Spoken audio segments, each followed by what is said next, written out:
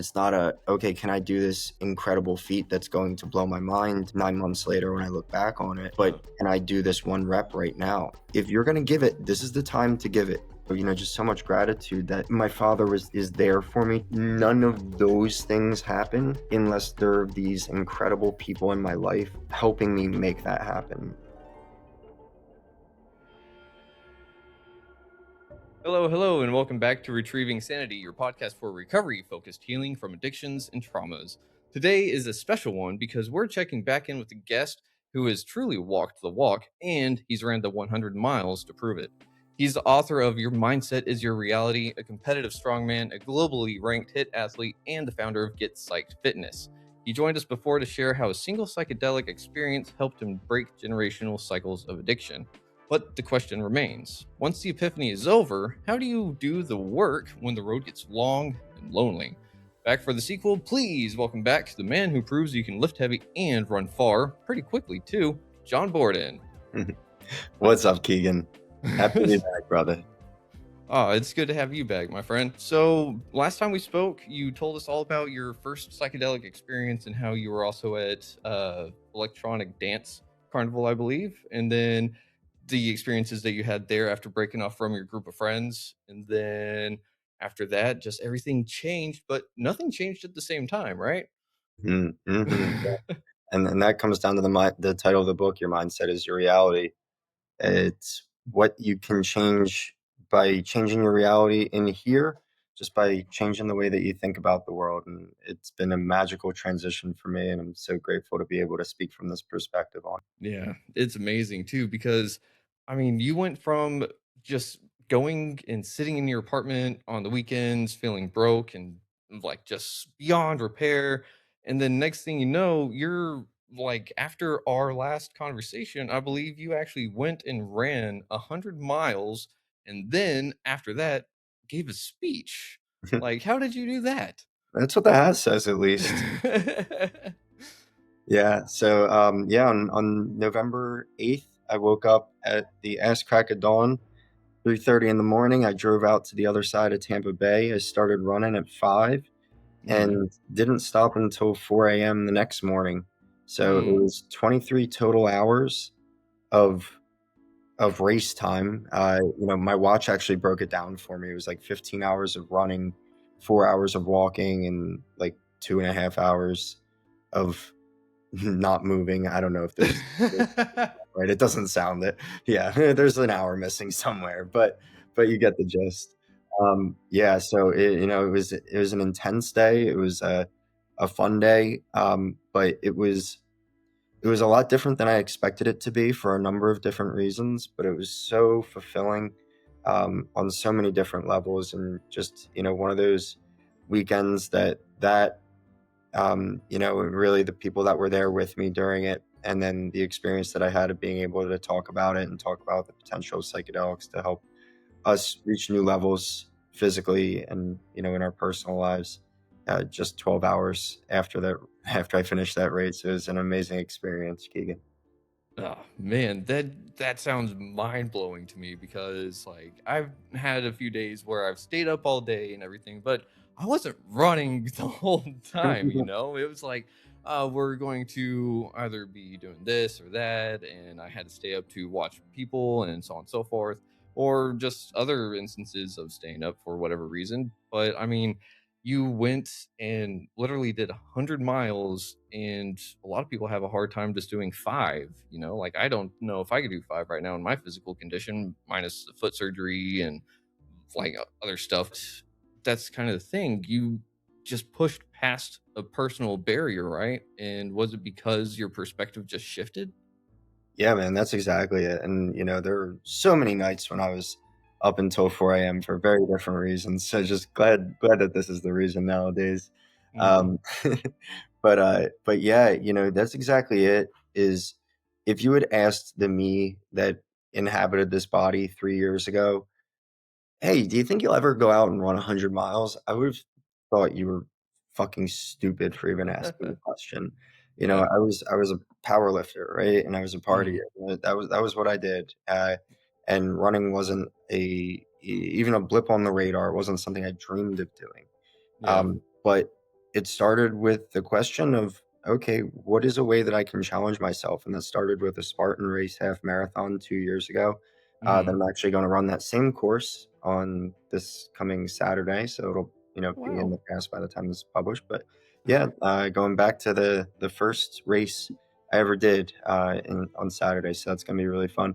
But it just started with that question of, okay, how far can I push myself? And I had never run more than, a few miles before that half marathon, and went out and did that. And it was just like, okay, there's so much more that I can give. And 9 months after that, it was a 46-mile ultra. And then, this one I actually decided to train for and not just go out and do. Man, just the training that I put in was really an amazing, amazing thing because, for the longest time in all of these races, I've told myself, okay, if I train legitimately hard for this and put myself through what I need to put myself through to be ready for these races, Mhm. I'm going to do myself very proud. And I finished with the fastest time of anybody else who it was their first 100-mile race. I came in Wow. sixth overall out of 77, and I Wow. finished in under 24 hours, which is a huge, huge, huge milestone for 100-mile races. So just really proud of the performance that I put on, and uh, you Huh. know, just an experience that blew my mind in so many different ways. Dude, I can't even imagine that because 100 miles is a long way, like whenever we sit there and we think about a mile, it doesn't seem that far until you have to walk it or run it. Mhm. And then you're like halfway through and you're like, oh, what the hell was I thinking? But you're sitting there and did you have that feeling like along that 100 miles? Like, was there a point where you were like, damn, this was kind of stupid? Yeah, from the time I took my first step. No, but so here's the thing, Keegan, is that like so many people um, talk about the mental struggles of Mhm. ultra marathons and like the deep, deep, deep, deep, deep within yourself that you need to dig to be able to just cross the finish line. Yeah. And, I don't know if it was because of the psychedelics. I microdosed psilocybin throughout the race. Mhm. That kind of helped to keep my mindset positive, or just keep my thoughts in a way that I could control them. Mhm. I don't know if it's just that I had done so much to prepare myself that I felt in control the whole time, or what it is. But there was never a point during the race where I doubted myself, where I had any sort of negative mindset, where my central nervous system got raised to the point where I'm yelling or frustrated or anything like that. It was just cool as a cucumber the whole time, smooth sailing. And there was a lot of doubt going into the race because I had Mhm. had shin splints leading up to it. So Ugh. I wasn't able to train actually for the 3 weeks leading up to that. I had done 50 miles in 2 days, Mhm. 3 weeks before the race, and that was going to be my big like crescendo of bulk mileage before the race, and then I was going to Mhm. taper it off to you know like two 40-mile weeks and then a 20-mile week leading up to the race, but I couldn't run at all over those weeks. So Ooh. I mean, I did 10 total miles just trying to test out my legs and make sure that they were all right, but I wasn't getting the feedback I was looking for. So Oh, I was man. concerned about what my shins were going to feel like going into the race. Mhm. Um, and I had done 46 before, but that was the longest that I had done. And I had done 46 with basically, I'll say no training. I was running like 15, 20 miles a week leading up to the times that I did 46. Mhm. Um, and so, there was a lot of uncertainty about what my legs would feel like. There was a lot of uncertainty about what it would feel like once I passed that 46-mile mark. Mhm. But I passed the 46-mile mark 2 hours faster than I did it 2.5 months prior, Wow. during the 46-mile ultra that I did. So to be able to get to that point 2 hours quicker really gave me a big boost of confidence. And then Yeah. I got to the 2 marathon mark. I got to mile 52.4 at 10 hours and 50 minutes. So that put me well within range of getting to the finish line in under 24 hours. And so Oh. once I was there, it was just okay. I know what my mission is now. People had asked me leading up to the race, what do you have as a goal time? And I would say, my A goal is to finish in under 24 hours. I don't know how realistic that is. I've never done this before. I'm being told that 30 hours would be like a good time for Yeah. your first one. But, really goal is just to finish and, finish as quickly as possible. But, Mhm. the time is just a bonus if it ends up doing something like that. And so to be able to Yeah. come in, I came in 23 hours flat. And so to be able to do that, and finish well with under that 24-hour mark. It was really, really, Mhm. really fulfilling for me to be able to do that and to be able to stand on that and say, hey, the preparation that I put into this race really put me in a spot to be able to maximize my performance and do myself Mhm. proud. And I'm just elated with how it turned out. Dude, that is way too cool, and I'm super proud of you too because that is something that I think I th man, I mean, our ancestors would be so proud, because that all they did was run all the time, Yeah, and chase down the that's buffalo, baby. yeah, and that's the thing is that humans are just meant to run, but so many of us don't do it anymore like we probably should. Hmm. But it's kind of like what you said in the first episode was about that chosen suffering. And I think it's really interesting how everything's just kind of coming full circle almost because you're about to do the first race that you ever did. And then on top of that, you just got done doing a 100 miler, but you kind of had the same circumstances of the 100 miler leading up to your first race. You couldn't really prep before, you out of your own say so. And then you just went and did it and said you were going to do it. Hmm. And you also, did you do microdosing for your first race as well? Or was that a little trick that you were like, oh, I think this might help a little bit? Yeah, looking back, I can't remember for certain, but I would be more surprised if I didn't than if I did. Yeah, that's totally fair.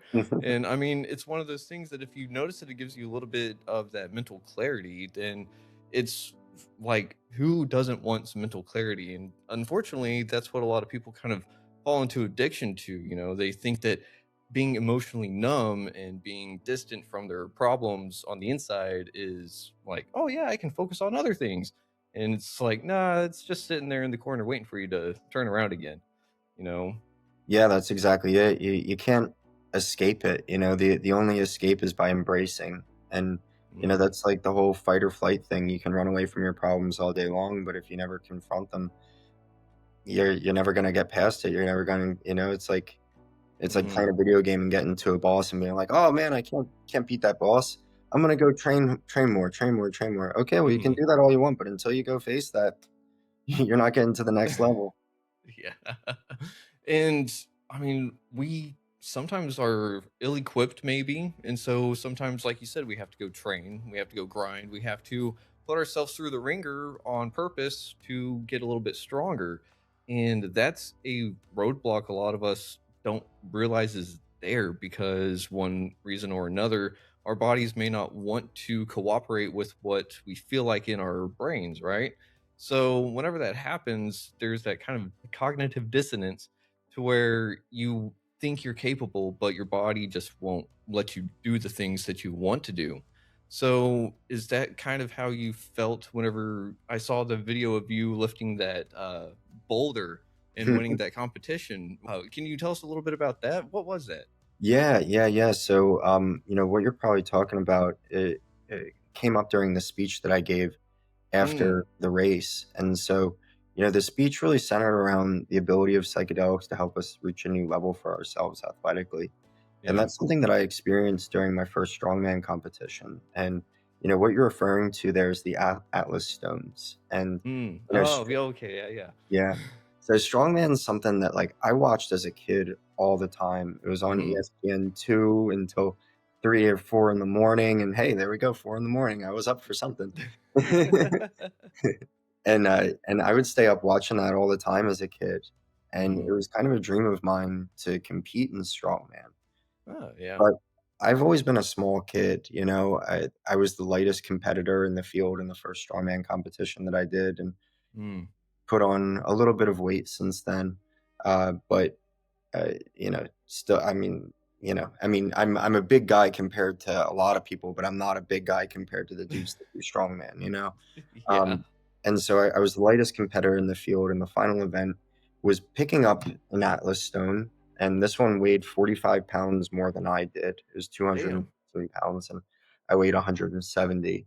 And so it was head to head, me versus the guy next to me, who can pick it up and put it over the bar more times. And leading up to that, I had been practicing. I had been going to weekly classes on how to do this and have been working up the weight. And I had started at 185 pounds and gotten up to 215. And I was able to do that one time. And going into the competition, it was slated to be a 225-pound stone, which I had not been able to do. And Mhm. so on game day, they actually dropped the weight from 225 to 215. And I'm like, okay, well, I've done this one. So, after 4 events, after the finger fingers and log press and deadlifts, I did 14 deadlifts of 390 pounds in a minute. And then the next God. event after that was picking up this stone. And I told myself, I'm fucking exhausted. If I can do this once, I'm going to be happy. Mhm. And, there were 10 people in my weight class, 10, which was under 225 pounds, by the way. So I was Wow. leaving a lot on the table. So it was the guy who was in 10th place went against the guy who was in 9th place. Then the winner of that went against 8, which is where I was. I was in 8th place. And then winner goes against 7 versus 6, all the way up to 1, right? Mhm. Um, so 10 goes against 9. 10 can't pick up the stone. So he's out. I step in. Okay. I pick up the stone. I get it over the bar. I, exhaust myself on that one rep. I feel awesome. I'm the first one to put the stone over the bar. Uh-huh. And then my opponent picks it up, struggles, but gets it over the bar. And I'm like, okay, this was not as simple as I thought it was going to be. Let's keep going. Uh-huh. And so I grit and I squeeze and I pull it up and I put it over the bar again and again and again. And eventually my opponent taps out. Next guy gets in. He can't No. put it over the bar. He's out. Next guy gets in, puts it over. I put it back over, puts it over, put it back over, puts it over, put it back over, puts it over, put it back over. In total, I put the stone over the bar 15 times when I would have been happy to do it once going into the competition. And meanwhile, the whole crowd is rocking. Limp Bizkit's break stuff is playing, and I'm just bouncing up and down. I'm encouraging the crowd to sing along with me. And Uh-huh. people you can see like in the video, all their heads bopping and shit, and just having so much fun. Huh. And so, yeah, I won the Spirit of Strength Award during the competition for that performance. It was awarded to me unanimously, voted on by the judges who are former professional strongman competitors. Um, Wow. yeah, and so they just loved the fire that I had. They loved the fun, Uh-huh. and for me being the lightest competitor in the competition and putting up the effort that I did really impressed a lot of people. So it was just an awesome thing. And I microdosed LSD during that. I'd done well, I guess a full dose. It was a full tab throughout the Mhm. day, but 2 half tab doses. And I really feel like the LSD helped me reach a new level within myself to really feel my body, feel that potential, and Mhm. just be in the moment for that one rep, not think about, oh man, am I going to be able to do this 15 times and outlast 3 guys? No. Can I do it one time? Yes. Mhm. Can I do it one time? Yes. And just answering that question for myself over and over and over again. Man.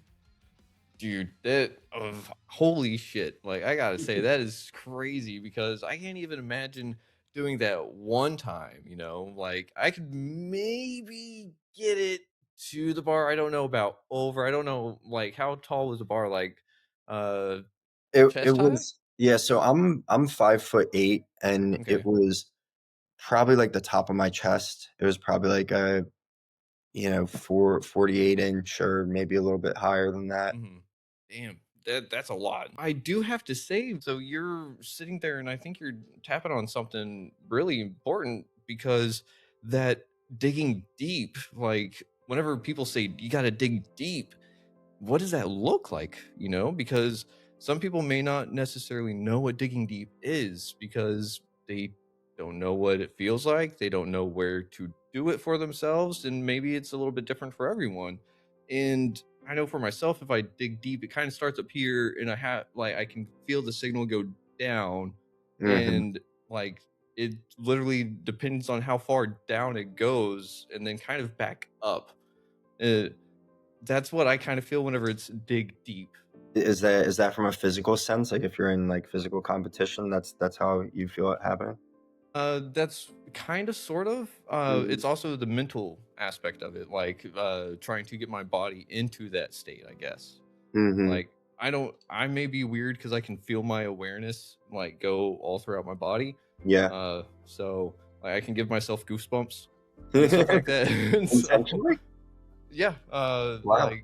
it sometimes it works, but sometimes it's a fun party trick, but it's not one that I like to gloat about and then like try it and then it not work. So I usually just like, yeah, I'm not going to say anything. But I kind of feel like that's the Just keep awareness an of. ice cube in your pocket.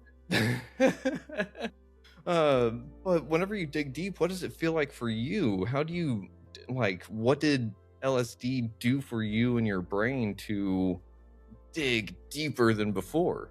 Yeah. That's a really great question, Keegan.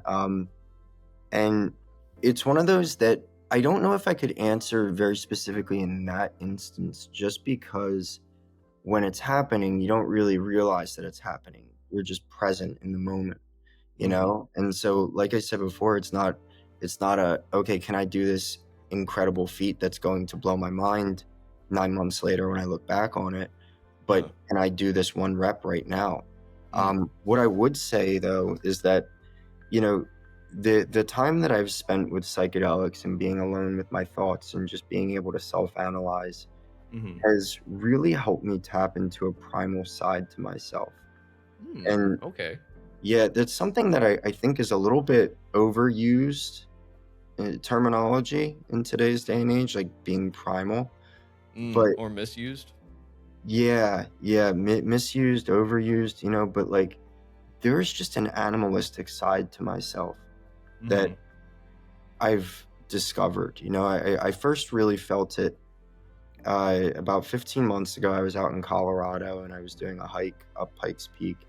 And Ooh. in that moment, I saw my shadow portrayed down in front of me as I'm walking. And I see my shoulders and I see my quads and, just the taper of my body. And I, Mhm. I realized that I am an animal, right? Like if I were out in the wild, I would be a vicious predator to so many other things out there. Mhm. And it was like a really weird mindset flip that went on. And in the time since then, I've noticed so many other instances, whether it's, doing yoga and stretching or, working out or running or whatever, where this connection to this animalistic side to myself comes out. And I feel this savage, the psycho, the get psyched psycho, Uh-huh. really come forth. And uh, in a sense that came through. I mean, it definitely came through during the 100 miler, especially at mile 88. So between mile, I'll say 50 and 88, I think I saw Mhm. one other competitor Wow. who I ended up passing during that time. Mhm. But then at mile 88, I saw two competitors. And I passed both of them and recognized, these guys are like limping, they're crawling. I've got so much more in the tank. Let's go. And so I busted out a 9 minute and 30-second mile at mile 88 with Damn. two other like around 10-minute miles there. And at that point, a 10-minute mile is really impressive at that at that stage in the race. Yeah. And so, I did that and then I ran the last 5 miles to the finish line. So, that savage Mm. side to myself, that psycho side to myself really came out on those moments when I need to ask myself, okay, motherfucker, what do you have? if you're gonna give it, this is the time to give it. Period. Do it. Get it done. Mhm. And, there's I feel like I'm very chill a majority of the time, but Uh-huh. when the time comes for that side to come out, Mhm. tap in, baby. Tap in Mm. because we're going on a ride of competitive spirit, and it's fun. It's fun to ride that wave. Mm. Okay. I love that because it really does sound like you're getting to basics, like that primal side is the uncivilized side per se, as some might call it, but other people might call it like a berserker mode, or someone might call it like rage mode or something like that. Whenever it's just red, all they can see is red. That's kind of what it reminds me of because I mean, I've been there, I've been blinded by rage, but I've also been blinded by that moment of adrenaline that's like just got to get this done like in this moment kind of thing. And it's interesting that you're talking about it because it really would kind of be like the best way that the body is like, hey, I need to reset this. So let's fucking dig deep. Let's tap into like what makes us human, what makes us like the apex predator or whatever, and just reset the nerves, because you can't push yourself if you're sitting there and you're limping along. And you can probably push through that limp, but unless you're sitting there nice and healthy, it's going to kind of mess it up more. Yeah, 100%. And, that's something I'm so grateful for is that through all of this, my body's held up very well. Mhm, Obviously dealt with the shin splints as I talked about before, but mhm. I, you know, eh, I finished the race and it was difficult to walk shortly after. Mhm. Just blood pooling in my muscles and inflammation and stuff like that. And Yeah. I was using a pitching wedge as a cane, for the next 24 hours, uh, Yeah. but it was only the next 24 hours, I was Uh-huh. on stage talking at Canadelic 12 hours later, and if you watch the Mhm. video, I'm moving around without much restriction. You wouldn't have assumed that I just ran 100 miles right before. Not that you would ever assume that someone just ran 100 miles, but but yeah, you wouldn't have noticed that there was any problem. Yeah. And it was 48 hours after the race, and, I'd been laying on the couch with my legs up just to zone everything out and, Mhm. help myself heal. But 48 hours after the race, I got up off the couch and I walked around the house and I said, "Okay, I have no physical restrictions. There's no pain. There's soreness and discomfort, but no pain. Mhm. Okay, so that wasn't a big enough challenge." Damn. Yeah. And that's a wild place to be at? Uh-huh. Ooh, that's because it's the exact opposite of where you were feeling before, right? Like, going from, like, I can't do this kind of stuff to I wanna push myself and see what I can actually do for me, and you're not only doing it for yourself, you're kinda doing it for the world too because you're trying to push a message and help people along the way. Yeah, man, and that's a really big thing, and it's really been my North Star through all of this, is that Mhm. there are those questions of, "Why am I doing this?" Mhm. Especially during the 46er, the first time I did that, I was in legitimate pain during that, Mhm. and, you learn a lot about the shoes that you should be wearing and stuff like that. Once you iron out those kinks and actually start training for the races, that Mhm. that stuff doesn't come up just as much.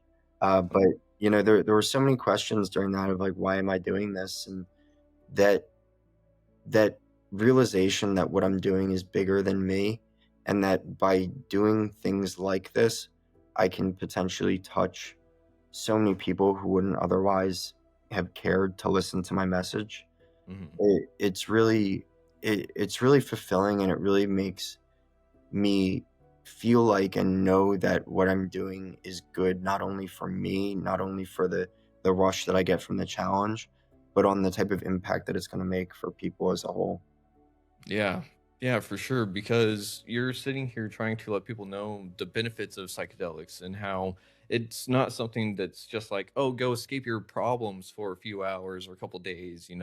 It's something that's like no, you're going to have like some spiritual revelation kind of stuff, and it's going to make you reckon with a lot of things you may not want to acknowledge. But at the same time, once you clear up that garbage and you clean your side of the street, per se, it's really interesting what happens, because I'm imagining kind of what happened in, I'm just speculating here, I'm guessing, extrapolating, whatever you want to call it. Whenever you had that realization up on that hike for Pikes Peak, was it kind of like, holy shit, like I am of like an animal. I am a beast, and no wonder why animals run away from me. Like, hey, I need to treat other animals, I need to treat other creatures with more respect, with more ease, with more grace, whatever like that, because it's like they don't necessarily know better, and they're just trying to live their life. I'm trying to live my life. I like, it's a squirrel. So what if it's in my car? One of my favorite mushroom trips I ever had. I was sitting in a hammock down by Tampa Bay, and Hmm. there was a squirrel that came up into my hammock and was eating out of my hand during during the trip. So that was so much fun. I named him Sam. I couldn't tell if it was a boy or a girl, so I figured Sam was a nice gender neutral name. Yeah, I mean, there you go. Yeah, yeah. I mean, I think uh, what you're saying definitely has credence. I don't think it was really along the lines of what I was trying to say in terms of like my animalistic side coming out on that hike, Hmm. um, but just more so like one of the big things that happens with psychedelics is like the ego death, right? The Hmm. forgetting of who you are and maybe learning who you actually are, right? Yeah. Forgetting the story that you told yourself of who you are, and Mm. remembering who you actually are, or realizing who you actually are. And Yeah. in that moment, I felt like I finally shed a whole bunch of limiting beliefs that had Mm. existed about myself my whole life. Mhm. I gave this example. I don't know if we talked about this the last time I was on, but I really found my love for fitness very early. I was in sixth grade and we did presidential fitness testing, which tested us in push ups, sit ups, mile run, shuttle run, and a Mhm. flexibility assessment. Yeah. And when we did that, I had been a baseball player and a soccer player and a basketball player, and I was one of the best kids on every team I played on. And so I thought I would smoke this, but I did not get the mark in any of the tests. And Wow. so I went to my PE teacher and I was like, hey, that's wrong. Let me prove it to you. So she gave me a month to retest. And so I went home and I ran and I did push ups and sit ups and I stretched. And don't you know it? A month later, I got the Presidential Fitness Award. And so, from that point forward, I had been someone that made fitness a non-negotiable in my life. It was just something that was always something that I did. It was a piece of who I am. Mhm. And that's all fine and dandy, but this didn't change. And I never really Mm. shed the limiting belief that I wasn't that overweight kid that didn't get the Presidential Fitness Award on the first try, because there Ah. were a bunch of athletes in my class who did get it on the first try. Mhm. But I was eating microwave pizzas like crazy and drinking vanilla Cokes, a six pack at a time. And Mhm. so I was overweight, I was chubby. I remember taking off my shirt at the pool and a kid being like, and I was always an athlete. I played baseball and stuff like this, but I never like really committed to the belief that I could be an athlete, that I was somebody who was more than just that little fat kid that drank too much soda. Mhm. Um, and in that moment on the hike at Pikes Peak, that was 2 weeks before I ran the 46 miler the first time. Mhm. I saw this shadow of who I am. I saw Mhm. the John that was in that trail, in the woods, on this mountain with nobody else around, and Mhm. recognize the animal that I am. Yeah. And it was a really big moment for me to realize that and feel that. Mhm. And I feel like that really helped to me to understand who I am in other people's eyes and who I am from an animalistic standpoint. Yeah. Okay, that makes a lot more sense. And I'm sorry that I try to like put thoughts in your brain or whatever. I was just like, that may have like probably what been in my head.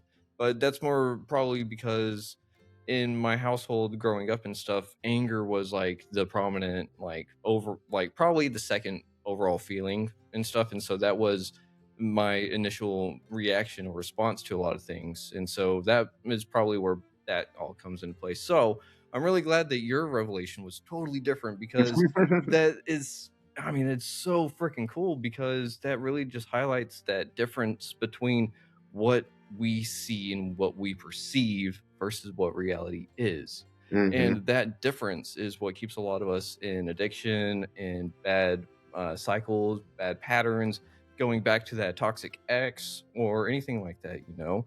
And we can sit there and we can change that because it sounds like some people would say maybe you came to yourself, maybe you dropped into your body for the first time in a while. Who knows? But it sounds like that would have been like just a eureka, a quite literal epiphany, if you will. Yeah, yeah, yeah. That hike was so it was monumental for so many reasons. Mhm. While I was on that hike, I came to the conclusion that I was not someone who wrote a book. I was an author, and I would continue to write, and that the idea for my second book came to me while on that hike. And it came to me primarily because of the kindness of other people that I experienced that day. Um, Hmm. that day and the day that, preceded that. And there were so many pieces of it that just highlighted the importance and value of other people and how impossible it is for us to do anything by Mhm. ourselves. Yeah. And then, 2 weeks after, so I'll back up. Yeah, so, like that day I got up to the halfway point at the hike, and Mhm. there were 3 girls there. I thought that there would be running water at the camp that they had set up halfway up the mountain. There was Mhm. not running water, and so I wasn't able to refill my hydro flask, and one of the girls gave me a filter to use, and one of them gave Ah. me a Celsius packet, and so, just, Ah. like, really grateful for stuff like that, and, Mhm. yeah, guy that I met the day before I was out in Colorado, he helped me buy a couple of joints, and he didn't steal my money from me when I gave him $20, and he told me he'd be back in a half an hour. So, I was just grateful for that, and a couple other things, and a big part of the positivity and those emotions centered around my relationship with my dad, which we had gone out to Colorado together for a family reunion. It was his sisters and her sisters and my uncle's 50th anniversary. So we Mhm. were all out there as a family for that. And during that experience, there was a big part of me that was like, okay, when I was when I was 2 years old, my dad brought me out to Colorado and to Pikes Peak, and we drove to the top of Pikes Peak. And Mhm. so as we went back out there, he asked me, "Hey, John, do you wanna drive to the top of Pikes Peak again like you did when you were 2?" And I was like, Uh-huh. "No, I'm gonna hike it." I should have done more research about what hiking a 14,000-foot mountain the day after flying in from 0 elevation would be like. I don't advise it. It might be Uh-uh. possible, but I felt like I was gonna die. Yeah. Oh. And, so, like, at the whole time I'm hiking up this and I'm having, like, so many really powerful realizations and, just Mhm. reflections on different pieces of life, and, I thought about the one friend that I still had from grade school, and he, and I had very similar relationships with our fathers when we were in high school, and Mhm. that's that they were both alcoholics, and, we didn't have great relationships with them, Mhm. and he we were both bullied heavily. We both have the same name, John, so there's just so many parallels. Mhm. And he had a fight with his father in probably 2020, Okay. 2021. And he told his father, "I hope you fucking die." And he left the house. And 2 months later, his father had a heart attack. And it was the last thing he said to him. And Mm. while my father and I had a number of really, you know, bad fights and emotional times over the years, there was never a time when I had wished that he died or said anything nearly that scathing to him. Mhm. And so, while I was doing this hike, it made me reflect on that, that the whole dichotomy between John and his father, and not being able to repair the relationship with him. And at that time, I had just recently published my book, and my father and I had gone from uh, really, having a drinking buddies as adults kind of relationship that never really got to the heart of anything that had Mhm. affected us earlier in life, to having this beautiful relationship that was growing and budding. And that I really felt he was in my corner for the first time in my life. Well, not the first time in my life, the first time in my adult life, I should say. Mm. And and I got to that halfway point of the mountain, and I realized that I would die if I tried to continue going to the top. And my father was supposed to meet me at the top. Mhm. Meet Me at the Top is the name of the book, by the way. Ah. Future book. Haven't have started writing like 15 pages of it. So I text him. I'm like, "Pops, I'm coming back down." Mhm. Just so much gratitude that my father is there for me to be able to grab me from the bottom of the mountain, and we drive up together. And it's just like beautiful, in my mind, father son redemption arc story type thing, where we go from having a relationship that is really estranged in a number of different ways, Mhm. to him literally bringing me to the mountaintop and us reaching the top of the mountain together. And it was just beautiful. Oh man, that is beautiful. Thank you for sharing that, and thanks for giving us a sneak peek to the book. Yeah, we're gonna be a couple years down the road, but eventually. Fair enough. But I Yeah. mean, that's the thing is that we don't necessarily create works of art instantaneously, and maybe it happens in a moment or something, or a moment inspires that, but it usually takes some time to get things just right, quote unquote. Yeah, and the big thing to that too is, that the book, from the time that I had the inspiration for it, I've said that it's going to center around the kindness of people in your life, and how it's impossible to do anything on your own. And that theme just gets stronger and stronger the more that I experience, because, like the 100 miler, Mhm. first off, my wife also woke up at 3:30 in the morning to drive me out to the starting line, is there Mhm. for me, taking pictures and making sure that I'm safe and everything like that, and wishing me well. Before coming back home, I don't know if she got to nap or not, but uh, you know, got picked up by my dad at some time around, I don't know, 10 o'clock, something like that. Mhm. Drove out to the 30-mile mark, where I met her 5 hours into the race, and then she biked alongside me for the next 70 miles. So, Wow. and then my dad was in the car. He drove alongside, going from checkpoint to checkpoint and making sure that we had all the supplies. I Wow. had two friends that showed up, one at mile 50, and he ran for 16 miles, and then another that showed up at mile 76 and ran the last stretch with me. Wow. And so, just so much gratitude for those people in my life, and being there for me in this intense moment of struggle and triumph and self-realization. But, you know, none of those things happen unless there are these incredible people in my life helping me make that happen. And so, the theme of that book, that anything that we do is done with the help and support of other people. It just gets reinforced more and more every day. Oh man, that is so so good because it's one of those things that you could probably honestly say I did that all by myself because no one can run for you. And yet you choose not to because you recognize the support, you recognize the work that other people do, and you're willing to sit there and turn it right back and help them out too. And you're caring out for them. And it's just, it's a beautiful world whenever we can actually recognize what others do for us and we want to do the same for them. Yeah, man. That's exactly it. Gratitude. Gratitude is so big. Hmm. Gratitude to the creator, gratitude towards the people in your life, and Yeah. just gratitude all around. Gratitude for the gift of life and the chance to live it. It's amazing. Yeah. Yeah, it really is. And it all comes from that perspective shift that mindset, your mindset is your reality.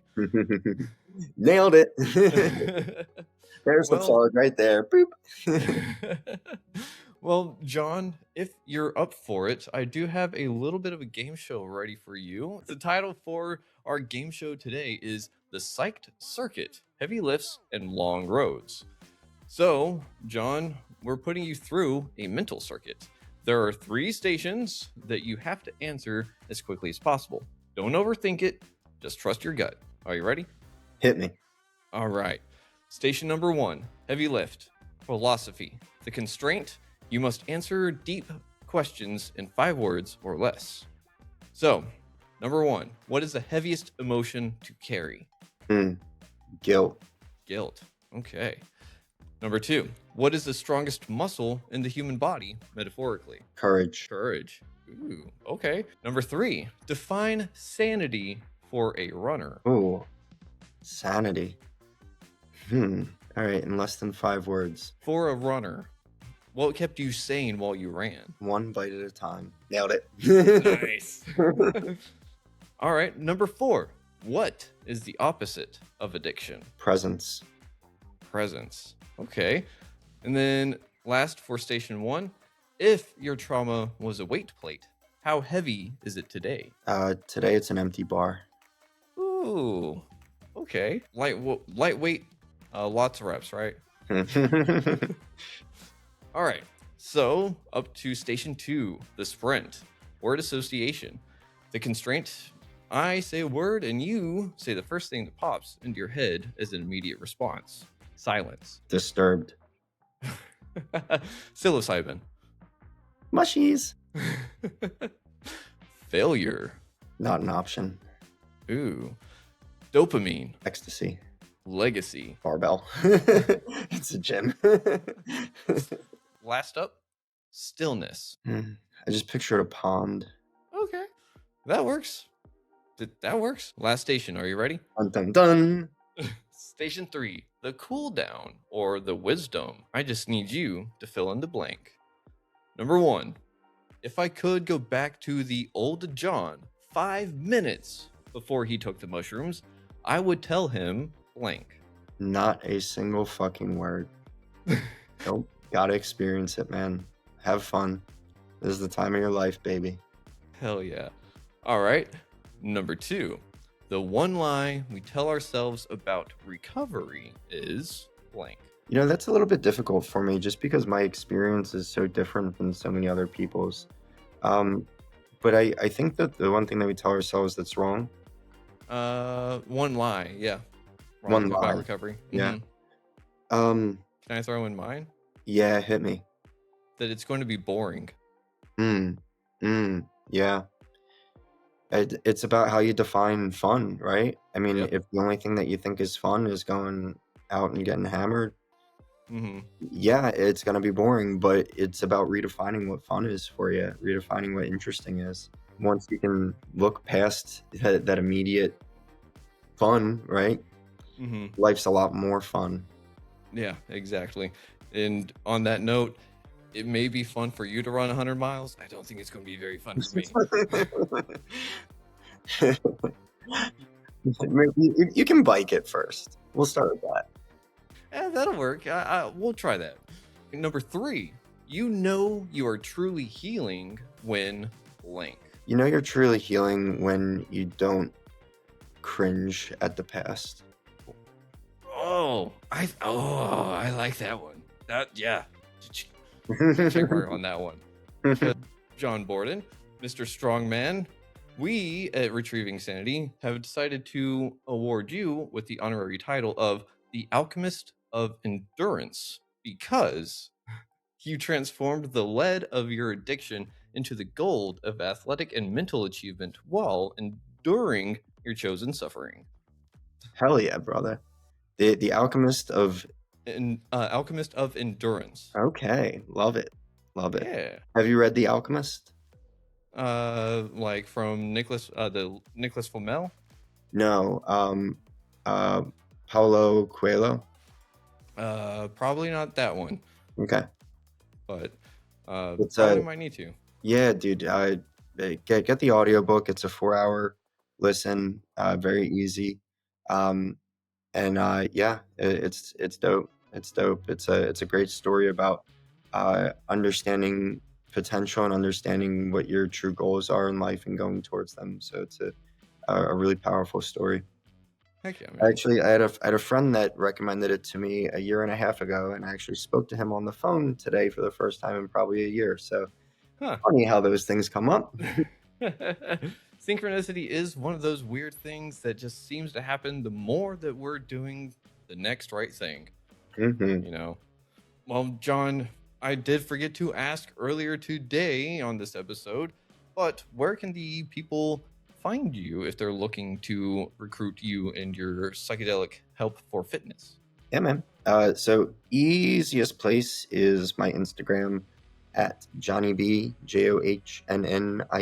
You can Okay. also find me on X at psilocybin fit, PSILOCYBIN fit. And then my website, getpsychedfitness.com.